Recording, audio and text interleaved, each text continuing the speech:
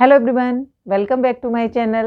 मैं doctor Ranjana Gupta BSc first year की series में जो टॉपिक स्टार्ट आज करूंगी दैट इज़ साइफा, और जिसे हम साइकन भी कहते हैं। ये जो मेंबर है वो पॉरीफेरा का मेंबर है। मींस आपको मैंने पॉरीफेरा से रिलेटेड उसका क्लासिफिकेशन, उसके जनरल कैरेक्टर्स के वीडियोस पहले ही मैं अपलोड कर चुकी हूँ, लेकिन अब मैं उसका एक जो मेंबर है साइकन, उसकी डिटेल स्टडी जो है यहाँ पर कंटिन्यू कर रही हूँ। तो जैसा कि मैंने कहा था, आज हम स्टार्ट करेंगे साइकन, या हम जिसे साइफा भी कहते हैं। ये पॉरीफेरा का एक ऑर्गेनिज्म है जिसकी बीएससी फर्स्ट ईयर के अंदर डिटेल स्टडी हमें करनी होती है। तो इसके बारे में मैं थोड़ा सा इसका क्लासिफिकेशन पहले आपको बता दूं। इसका फाइलम पॉरीफेरा। पॉरीफेरा मीन्स पोर बियरर, मीन्स इसके अंदर जो पोर्स प्रेजेंट होते हैं, पूरी बॉडी जो है इसकी छिद्रित होती है, पोर्स जिस पर प्रेजेंट होते हैं। यहाँ पर मैंने ये डायग्राम भी बनाया है, तो इसमें जो आपको दिख रहे हैं जो ऑस्टिया हैं दैट इज़ जो है वो इसके पोर्स हैं। ये आपको जो दिख रहे हैं ये जो सारे जो हैं राउंडेड जो स्ट्रक्चर दिख रहे हैं वो इसके ऑस्टिया है, जिन्हें हम डर्मल ऑस्टिया भी कहते हैं। इसकी क्लास है कैल्केरिया, जो रिप्रेजेंट करती है कि इसका जो स्केलेटन है वो कैल्शियम कार्बोनेट का बना हुआ है। इसी तरह फिर ऑर्डर देखें तो हेट्रोसीला इसकी सीलोम है, उसके साइज में वेरिएशंस दिखते हैं, इसलिए हेट्रोसीला। और फैमिली साइकोनिडी एंड जीनस साइफा। तो इस तरह से इसका ये छोटा सा क्लासिफिकेशन है। अब हम बात करते हैं इसके बॉडी स्ट्रक्चर की, मॉर्फोलॉजी की, यानी बाह्य संरचना। तो बाह्य संरचना हम देखें, हम कहें यह सेसाइल ऑर्गेनिज्म मीन्स एक सरफेस से अपने आप को अटैच रखता है। कॉलोनियल है मीन्स निवही, मीन्स कॉलोनीज में ये मिलते हैं। तो ये सरफेस है, सबस्ट्रेटम है जिससे ये जो है अटैच है। तो ये न्यूली फॉर्म बर्ड है इसकी, और ये जो है कंप्लीट ऑर्गेनिज्म है। अब इस ऑर्गेनिज्म की जो बॉडी जो है लगभग सिलिंड्रिकल होती है, और पूरी बॉडी पर जो है हमें ऑस्टिया दिखाई देते हैं और स्पिक्यूल्स दिखाई देते हैं। कांटे समान संरचनाएं होती हैं जिन्हें हम स्पिक्यूल्स कहते हैं। ऊपर की तरफ एक सिंगल ओपनिंग होती है जिसे हम ऑस्कुलम कहते हैं। ऑस्कुलम के चारों ओर जो है फ्रिंज होती है, और जिसे हम ऑस्कुलर फ्रिंज कहते हैं।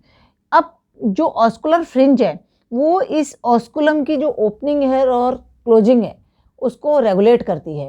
मीन्स जो अब क्योंकि ये जो ऑर्गेनिज्म है, जब मैंने पॉरीफेरा के जनरल कैरेक्टर्स बताए थे तो मैंने उसमें बताया था कि दे आर एक्वेटिक। जो पॉरीफर्स है वो एक्वेटिक एनिमल्स होते हैं। अब एक्वेटिक हैं तो मीन्स इनके चारों ओर जो सराउंडिंग होगी वो वाटर की होगी। वाटर की सराउंडिंग, तो जो वाटर है वो ऑस्कुलम के थ्रू एंटर ना करे, इसलिए जो फ्रिंज है, ऑस्कुलर फ्रिंज है, ये फ्लैजुलर स्ट्रक्चर होते हैं, वो इस वाटर को यहाँ पर एंटर नहीं करने देते। जो वाटर है वो बॉडी के अंदर एंटर करता है थ्रू ऑस्टिया। इसके बारे में अभी मैं आपको डिटेल में आगे बताऊंगी। तो इस तरह से मॉर्फोलॉजिकली हम देखें तो वो हमें इस तरह का दिखाई देता है। तो complex system of pores and canals, इसके अंदर एक कैनाल सिस्टम एक बहुत इंपॉर्टेंट है, जो इसका कैनाल सिस्टम जिसे हिंदी में हम बोलते हैं नाल तंत्र प्रेजेंट होता है। तो वो नाल तंत्र, इसकी बॉडी इतनी फोल्डेड होती है, यदि हम उसका ट्रांसवर्स सेक्शन काट के देखें इसकी बॉडी की, हमें वो इसमें इन्वेजिनेशन और इवेजिनेशन, मतलब एक बार अंदर धसी हुई एक बार बाहर अंदर धसी, तो पूरी बॉडी जो है इस तरह से हमें फोल्डेड दिखाई देती है। तो फोल्डेड होकर वो इन्वेजिनेशन रेगुलरली अल्टरनेटिवली जो है इन्वेजिनेशन और इवेजिनेशन फॉर्म करती है। बॉडी जो है वो डिप्लोब्लास्टिक है, मीन्स द्विस्तरीय है, और उसमें पिनेकोडर्म लेयर और कोइनोडर्म लेयर है। आउटर है मीन्स जो एक्टोडर्म लेयर है वो पिनेकोडर्म है, और जो इनर लेयर है दैट इज कोइनोडर्म। अब जो कोइन और इन दोनों के बीच में जो है मीसोग्लिया या मीजेनकाइम जो फिल्ड रहता है। मैंने यहाँ पर एक इसका ट्रांसवर्स सेक्शन जो है ड्रॉ किया है। ट्रांसवर्स सेक्शन के अंदर मैं आपको बताना चाहती हूँ इसके अंदर जो कैनाल्स हैं या पोर्स हैं वो किस तरह से अरेंज होते हैं और कहाँ मीजेनकाइम प्रेजेंट होता है। तो आप क्योंकि बॉडी मैंने फोल्डेड तो आप देख सकते हैं इवेजिनेशन इन्वेजिनेशन, इवेजिनेशन इन्वेजिनेशन, इवेजिनेशन, तो इस तरह से पूरी बॉडी होती है। मैंने यहाँ पूरा नहीं बनाया है, पर राउंडेड यदि हम इसका टीएस काटें तो वो हम मतलब इस तरह का सिलिंड्रिकल बॉडी है, इसका हमने इस तरह से टीएस काटा तो हमें पूरी बॉडी इस तरह की दिखाई देगी। तो मैंने ये एक साइड का बहुत छोटा सा पोर्शन, सपोज जैसे ये इतना सा, मैंने इसका एक 1/4 पार्ट भी नहीं से भी कम ही पार्ट जो है वो ड्रॉ किया है। तो अब मैंने इसकी जो बॉडी मैंने आपको बताया, बाहरी जो लेयर है वो जो है पिनेकोडर्म लेयर होती है, इनर जो है कोइनोड। तो मैंने यहाँ पे वही चीज़ सारी क्लियर की है इस डायग्राम के अंदर। तो इसके अंदर जो है सबसे पहले हम देखें, ये जो लेयर होगी वो पिनेकोडर्म, ये जो पूरी बाहर की साइड की, अंदर की साइड की जो लेयर है वो है कोइनोडर्म लेयर, ठीक है। अब जो हम इसके अंदर डर्मल ऑस्टिया की बात की थी, तो जो क्योंकि इन्वेजिनेशन और इवेजिनेशन बनते हैं, तो जब ये जो कैनाल है वो इन्वेजिनेट होती है तो वहाँ पर जो ओपनिंग होती है उसे हम बोलते हैं डर्मल ऑस्टिया, और जो इवेजिनेट होके बनती है वो बनाती है रेडियल कैनाल। ये आप देख सकते हैं, ये वाली जो इवेजिनेट होके बन रही है वो रेडियल कैनाल है, इन्वेजिनेट होके बन रही है वो इनकरेंट कैनाल है। तो आप ऐसे भी याद रख सकते हैं, इनकरेंट मीन्स इनवेजिनेट, इन और दोनों में ही इन आ रहा है, तो आप ऐसे इसको याद रख। उसके बाद बात करते हैं कि जो अब ये बात, जो डर्मल ऑस्टिया ये ओपनिंग हो गई, जब ये इन्वेजिनेट होते हैं तो ये अंदर की तरफ पूरी तरह से क्लोज होता है, जब ये बाहर की तरफ जाता है तो ये बाहर की तरफ से पूरा क्लोज होता है। तो बाहर की तरफ ये पिनेकोडर्म लेयर बन गई। तो यह अब ये जो दोनों जो इन्वेजिनेशन इवेजिनेशन है, ये जो है ये इनकरेंट कैनाल बनाई, ये रेडियल कैनाल कहलाती है। तो दोनों में डिफरेंस ये है कि जो इवेजिनेट होके बनेगी वो रेडियल कैनाल है, और जो इन्वेजिनेट होके इनकरेंट कैनाल। इनकरेंट कैनाल जो है हमेशा उसकी ओपनिंग होगी, दैट इज आउटर सराउंडिंग्स में ओपनिंग होगी, दैट इज डर्मल ऑस्टिया, और वो इंटरनली क्लोज्ड होगी, मीन्स उसकी ओपनिंग स्पंजोसील के अंदर नहीं होती है। जबकि जो इवेजिनेट होके रेडियल कैनाल बनी वो आउटर साइड में क्लोज होगी, हमेशा आउटरली जो है एक्सटीरियरली ब्लाइंड होगी और इंटरनली ओपन होगी, वो स्पंजोसील से कनेक्ट रहेगी। अब ये दोनों आपस में कैसे कनेक्ट रहती हैं, तो यहाँ पर जो इनकरेंट कैनाल हैं उनमें हमें बीच बीच में ओपनिंग्स दिखाई देती हैं जिन्हें हम प्रोसोपाइल कहते हैं। तो उन प्रोसोपाइल जो आपको बीच में ये गैप दिखाई दे रहे हैं, मैंने यहाँ पर लिखा भी है ये, तो ये जो गैप हैं इनको हम प्रोसोपाइल कहते हैं। इन प्रोसोपाइल के थ्रू जो है रेडियल कैनाल इनकरेंट कैनाल से कनेक्ट रहती हैं, और फिर एपोपाइल के थ्रू ये कनेक्ट रहती हैं स्पंजोसील से। तो ये जो है इसकी ओपनिंग एपोपाइल कहलाती है और ये स्पंजोसील है बीच में। तो इसके अंदर जो वाटर करंट और जो बीच में आपको दिख रहा है, जो मैंने आपको डॉट डॉट से रिप्रेजेंट किया है, दैट इज मेसेनकाइम। तो यहाँ पर मैंने आपको बता दिया। अब जो वाटर करंट का डायरेक्शन है मैंने यहाँ पर बना कि ये जो डर्मल ऑस्टिया से वाटर एंटर करता है through prosopyle, enter into radial canal, radial canal से एपोपाइल के थ्रू ये स्पंजोसील में आता है। तो जो मैं आपको एक जनरल कैनाल सिस्टम के अंदर जो वाटर फ्लो है वो मैं यहाँ पे बता रही हूँ, क्योंकि हम जो इसका कैनाल सिस्टम है उसको अलग से भी डिटेल में पढ़ेंगे, और उस डिटेल में हम देखेंगे कि कितने ज़्यादा मॉडिफिकेशंस यहाँ देखने को मिलते हैं। क्योंकि हम जब इसके अंदर डिफरेंट स्पीसीज़ में हम देखेंगे जो कैनाल सिस्टम है उसमें कुछ मॉडिफिकेशंस देखने को मिल रहे हैं, क्योंकि यहाँ जो ऑर्गेनिज्म है उसके अंदर जो मीजोग्लिया है या हम मेसेनकाइम है उसकी जो क्वांटिटी में काफ़ी चेंजेस आए हैं, कहीं बहुत लिमिटेड अमाउंट है और कहीं बहुत थिक। तो उसके अकॉर्डिंगली जो वॉल के अंदर जो है थिकनेस आ गई, वॉल के अंदर थिकनेस आने की वजह से जो है वहाँ पर जो इसकी कैनाल सिस्टम है उसके अंदर मॉडिफिकेशन हो गए, रूपांतरण हो गए कुछ। तो उन रूपांतरण के बारे में जब हम कैनाल सिस्टम डिटेल में पढ़ेंगे तब बताऊंगी मैं आपको। तो मैंने यहाँ पर वाटर करंट का जो मैंने एरो से भी जो ब्लू एरो दिख रहे हैं वो वाटर करंट का जो मूवमेंट है उसको मैंने बताया, क्योंकि इसके अंदर जो हम कहें फीडिंग, पूरा रेस्पायरेशन, एक्सक्रीशन, न्यूट्रिशन, मतलब जो सारी चीज़ें हैं वो इस वाटर करंट के थ्रू ही होती हैं। तो वाटर करंट जो है वो एंटर करता है through dermal ostia, dermal ostia के थ्रू एंटर करता है, फिर इनकरेंट कैनाल के थ्रू, फिर इनकरेंट कैनाल से प्रोसोपाइल के थ्रू रेडियल कैनाल में पहुंचता है, और रेडियल कैनाल से एपोपाइल से स्पंजोसील एंड देन ऑस्कुलम। जब ये वाटर करंट फ्लो करता है, मीन्स पूरी बॉडी के अंदर जो है सर्कुलेट होता है वाटर, तो उसी टाइम पे जो है गैसियस एक्सचेंज भी हो जाता है, एक्सक्रीटरी वेस्ट का भी रिलीज हो जाता है, और वहाँ से न्यूट्रिएंट भी एब्जॉर्ब कर लिए जाते हैं। तो अब इसके जो पिनेकोडर्म लेयर है वो हाईली मस्कुलर होती है, बहुत फ्लेक्सिबल होती है, तो उसके अंदर जो है हम कहें रिलैक्सेशन और कॉन्ट्रैक्शन होते रहते हैं। स्पंज इसका एक बहुत सिंपल एग्जांपल है। आपने देखा घरों के अंदर जो है स्पंज के हमारे अंदर मैट्रेसेस वगैरह होते हैं, उसको एकदम हम कस के यदि उसको पानी के अंदर डाल दें तो वाटर फिल हो जाएगा उसके अंदर, और एकदम कस के उसको हम या प्रेस कर दें तो सारा वाटर उसके अंदर से रिलीज हो जाएगा। तो आप फ्लेक्सिबिलिटी के बारे में सोच सकते कितनी फ्लेक्सिबिलिटी होती है इनके अंदर, लेकिन आपको बहुत डेंस भी मिलेगी। तो वो डिपेंड करता है कि वो जो उसकी क्वालिटी है वो किस तरह की है, वो टाइप ऑफ जो हम कहें पोरीफर है उस पर डिपेंड करता है। तो यहाँ पर जो मैंने आपको बताया, अब मैंने यहाँ पे हिंदी में कुछ बच्चों को इंग्लिश में थोड़ी सी दिक्कत आती है, तो मैंने उनके नाम जो हिंदी में भी लिखा है, जो इनकरेंट डर्मल ऑस्टिया मीन्स छिद्र होते हैं, शारीरिक छिद्र कह सकते हो या आप इन्हें, और ये अंतर्वाही नाल, फिर आगम द्वार, कशाभी नाल, निर्गम द्वार। स्पंजोसील को हम स्पंजोसील ही कहते हैं, और ऑस्कुलम होता है। फिर उससे तो वाटर एंटर करता है डर्मल ऑस्टिया के थ्रू, इनकरेंट कैनाल होते हुए prosopyle, then radial canal, then apopyle, apopyle से स्पंजोसील, और ऑस्कुलम के थ्रू जो है वो बाहर निकल जाता है। कभी भी वाटर जो है वो ऑस्कुलम से एंटर नहीं करता, बाहर निकल। तो मैंने जैसे बताया कि जैसे ही वाटर यहाँ से एंटर किया, यहाँ पर अब जो है मैंने एक छोटा सा डायग्राम यहाँ भी शो किया है।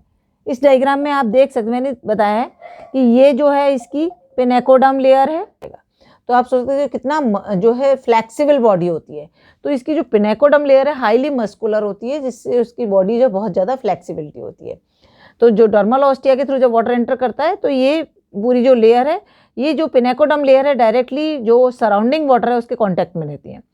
फिर उसके बाद प्रोसोपाइल के थ्रू वाटर जो है रेडियल कैनाल में पहुँचता है। रेडियल कैनाल की जो वॉल है वो पूरी जो बनी होती है flagellated sales, that is choanocytes. तो कोइनोसाइट्स जो हैं वो सेल्स जो हैं वो यहाँ से न्यूट्रिएंट्स वगैरह रिसीव करने का काम और वेस्ट को रिलीज करने का काम करते हैं। तो इस तरह से ये जो लेयर है, और बीच में जो मीजेनकाइम फिल रहता है जिसमें स्पिक्यूल्स, अम्यूबोसाइट्स वगैरह जो है वो प्रेजेंट होते हैं। अब इसकी जो डिफरेंट टाइप की सेल्स होती हैं उन सब के बारे में भी मैं डिस्कस करूँ, क्योंकि इसमें वैरायटी ऑफ सेल्स प्रेजेंट होती हैं, तो उनके बारे में भी मैं डिस्कस करूँगी। तो बात करते हैं इसकी हिस्टोलॉजी की। इसके अंदर जैसे कि मैंने आपको जनरल कैरेक्टर्स में बताया था कि सेलुलर लेवल ऑफ ऑर्गेनाइजेशन है, इसके अंदर सेलुलर लेवल ऑफ ऑर्गेनाइजेशन है, मींस टिश्यूज़ का फॉर्मेशन जो है वो यहाँ पर नहीं हुआ है। तो सेल्स दो लेयर की फॉर्म में है, ठीक है। तो दोनों लेयर का नाम मैंने पहले भी बताया था, पिनेकोडर्म और कोइनोडर्म। अब हम पिनेकोडर्म और कोइनोडर्म की जो है वो डिटेल स्टडी थोड़ा सा करेंगे। पिनेकोडर्म है वो controls inter relationship between environment and mesenchyme, क्योंकि ये आउटर मोस्ट लेयर है। अब आउटर मोस्ट लेयर है तो जो जैसे सपोज ये पिनेकोडर्म, ये कोइनोडर्म, और बीच में मेसेनकाइम, यहाँ जो भरा हुआ है वो मेसेनकाइम है। तो ये डायरेक्ट एनवायरनमेंट के कांटेक्ट में रहती है। तो इसीलिए जो ये एक inter relationship between environment and mesenchyme जो है वो मेंटेन करती है। अब जो पिनेकोडर्म है उसको भी दो पार्ट में डिवाइड किया गया है, एक्टोपिनेकोडर्म और एंडोपिनेकोडर्म। एक्टोपिनेकोडर्म है वो covering the entire body except dermal ostia and osculum, मतलब जो डर्मल ऑस्टिया है ऑस्कुलम को छोड़ के पूरा जो पार्ट है उसमें एक्टोपिनेकोडर्म प्रेजेंट होती है। जबकि जो एंडोपिनेकोडर्म है वो epithelial lining of incurrent canal and spongocoel present होती है। जो स्पंजोसील की एपिथेलियल लाइनिंग है वहाँ पर, और इनकरेंट कैनाल की जो लाइनिंग है उस पर। Pinacocytes are highly contractile and in the lining of prosopile they modified into tubular form, that is porocytes। जो हम बात करें तो इसका जो शेप होता है मीन्स पिनेकोसाइट्स, क्योंकि पिनेकोडर्म लेयर बनी है पिनेकोसाइट से, तो पिनेकोसाइट का जो स्ट्रक्चर है लगभग ऐसा होता है, फ्लैटेड एंड पॉलीगोनल, और सब एक दूसरे से जो है सेल्स जो हैं वो फ्यूज्ड रहती हैं। तो यहाँ पर जो ये सेल्स हैं बहुत ही ज़्यादा कॉन्ट्रैक्टाइल मीन्स संकुचनशील होती हैं, इनको आसानी से ये कॉन्ट्रैक्ट और रिलैक्स कर सकती हैं। तो इसकी वजह से जो है जो हम इसकी जो फ्लेक्सिबिलिटी है, इसकी वजह से जो साइफा की फ्लेक्सिबिलिटी है वो हमें दिखाई देती है। तो प्रोसोपाइल दे मॉडिफाइड इनटू ट्यूबुलर फॉर्म। अब जो प्रोसोपाइल होता है मैंने आपको बताया था कि इनकरेंट कैनाल, ऑस्टिया के बाद इनकरेंट कैनाल, और उसके बाद प्रोसोपाइल जो कि कनेक्ट करता है रेडियल कैनाल को। तो जो प्रोसोपाइल वाला पार्ट है वहाँ पर जो हम देखें जो पिनेकोसाइट्स हैं वो ट्यूबुलर फॉर्म में हो जाते हैं थोड़े से, और वो ट्यूबुलर फॉर्म में होते हैं तो उनको हम वहाँ पे पोरोसाइट्स बोलते हैं। और they act as myocytes around the ostia and osculum. Osculum और ऑस्टिया के पास वाले जो पिनेकोसाइट्स होते हैं वो बिल्कुल मायोसाइट्स की तरह, मीन्स मसल सेल की तरह वर्क करते हैं, मीन्स उसकी ओपनिंग और क्लोजिंग को रेगुलेट करने का काम करते हैं। अब कोइनोडर्म की बात करें तो जो कोइनोडर्म लेयर है वो गैस्ट्रल एपिथेलियम का फॉर्मेशन करती है, क्योंकि जो स्पंजोसील है वो इनर साइड पे और यहाँ पर कोइनोसाइट्स प्रेजेंट है, और जो वाटर जब इधर आता है तो यहाँ से जो न्यूट्रिएंट्स हैं उनको रिसीव करने का काम जो है वो कोइनोडर्म करती है। तो इसीलिए जो ये है इसे हम गैस्ट्रल एपिथेलियल लाइनिंग भी बोलते हैं, and formed of flagellated collar cells, और दैट इज कोइनोसाइट्स। तो हम यदि इसका स्ट्रक्चर देखें कोइनोसाइट का, वो इस तरह का होता है। ये जो है इसमें ये फ्लैजिला है, ये कॉलार वाला रीजन है, और ये पूरा सेल हम देखें तो बीच में जो राउंडेड स्ट्रक्चर है ये न्यूक्लियस है इसके अंदर, इसके ऊपर बेसल ग्रेन्यूल है जिससे वो फ्लैजिला ओरिजिनेट हो रहा है, और ये जो इसके कॉलार वाला रीजन है यहाँ पर इंटरकनेक्शंस होते हैं और बिल्कुल माइक्रोविलाई सूक्ष्मांकुर की तरह होता है। ये इसकी जो बेस पर जो है प्रोटोप्लाज्मिक प्रोसेसेस निकली रहती हैं। ये जो प्रोटोप्लाज्मिक प्रोसेस हैं वो मीसेनकाइम के अंदर धसी हुई रहती हैं, मतलब यहाँ पर ये अरेंज है, तो बाहर की तरफ तो जो स्पंजोसील की तरफ हम के जो रेडियल कैनाल की तरफ डायरेक्टेड रहेगा वो तो इसका ये कॉलार वाला रीजन रहेगा जिससे फ्लैजिला ओरिजिनेट होता है, और जो प्रोटोप्लाज्मिक प्रोसेस वाला पार्ट है वो डायरेक्टेड रहता है टुवर्ड्स मीसेनकाइम। तो क्या करता है जो ये जो कॉलार सेल्स हैं या जो ये जो कोइनोसाइट्स हैं, कोइनोसाइट्स जो है न्यूट्रिएंट्स को रिसीव करते हैं, और रिसीव करके जब वो अंदर ले जाते हैं तो उसके बाद उनसे जो न्यूट्रिएंट्स जो पूरी बॉडी में पहुंचाने का काम या पूरे ऑर्गेनिज्म तक पहुंचाने की, डिफरेंट सेल्स तक पहुंचाने का जो काम है वो मीसेनकाइम के अंदर प्रेजेंट अमीबोसाइट्स करती हैं।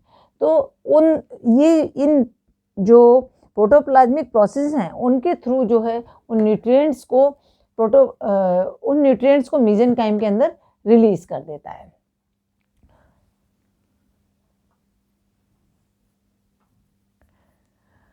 They controls mainly nutrition of the animal. Choanos means funnel like structure होते हैं, अरेंज्ड अपॉन दी मीसेनकाइम, और मीसेनकाइम के ऊपर की तरफ अरेंज रहते हैं पूरा, मतलब जो मीसेनकाइम है वो बेस मेम्ब्रेन की तरह काम करता है। अब मीसेनकाइम की बात करें तो जेलेटिनस मैट्रिक्स होता है, एक बिल्कुल म्यूकसी सब्सटेंस होता है, secreted by pinacoderm, contains variety of amoebocytes, जिसके बारे में मैंने अभी आपको बताया था कि ये ऐसा माना जाता है, श्योरिटी नहीं है, माना जाता है कि इसको जो मीसेनकाइम है इसका सिक्रीशन का जो काम है वो पिनेकोडर्म लेयर करती है। इसके अंदर बहुत सारे एमीबोसाइट्स प्रेजेंट रहते हैं, दे आर मॉडिफाइड आर्क्योसाइट्स, और जो ये एमीबोसाइट्स होते हैं वो मॉडिफाइड आर्क्योसाइट्स होते हैं।